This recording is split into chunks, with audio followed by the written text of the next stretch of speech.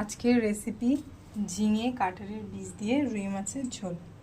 লবণ দিলাম, হলুদ লবণ দিলাম একসাথে। কড়াইয়ে তেল দিলাম, তেলটা গরম হওয়ার জন্য জিরেটা ভেজে রেখেছি, মশলা করে রেখেছি গুঁড়ো করে। আর মশলা হলো আদা, কাঁচা লঙ্কা। মাছগুলো ভেজে নেব। কালো জিরে আর শুকনো লঙ্কা ফোড়ন দিলাম।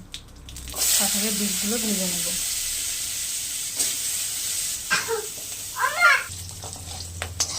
কাঁঠালের বীজগুলো ভাজা হয়ে গেছে, এবার আদা, কাঁচা লঙ্কা বাটাটা দিয়ে দিলাম। লবণ দিলাম, হলুদ দিলাম, লবণ দিলাম।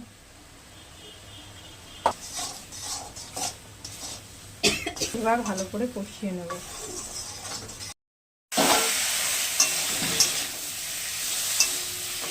ঝিঙেগুলো দিয়ে এবার নাড়াচাড়া করে দেবো। এবার একটু জল দেবো। এবার একটু ঢেকে রেখে দেবো। ফুটে গেছে, এবার মাছগুলো দিয়ে দেবো।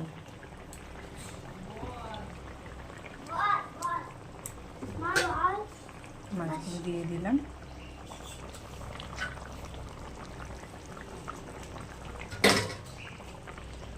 এবার ভাজা মশলাটা দিয়ে দিলাম।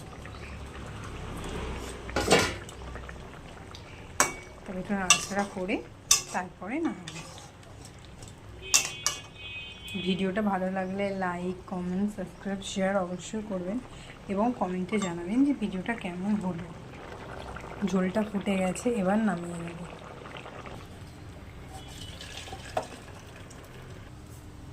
হয়ে গেছে মাছের ঝোল।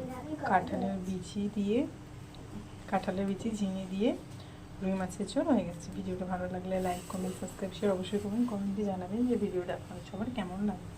ধন্যবাদ।